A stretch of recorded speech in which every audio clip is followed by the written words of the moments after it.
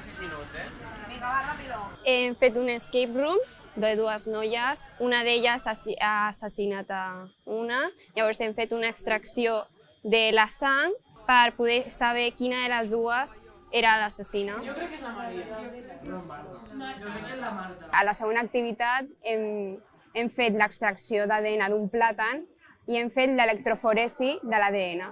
Estem netejant totes les membranes i estem recollint l'ADN en aquesta solució.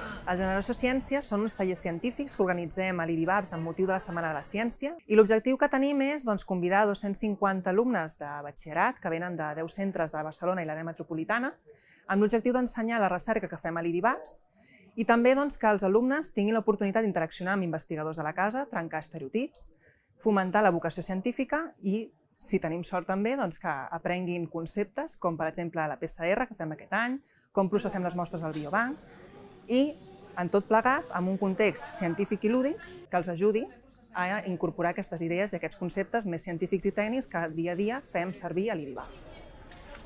Ha resultat una activitat fantàstica perquè tot allò que hem dit en teoria a classe doncs els hi costa molt, és com molt abstracte, no?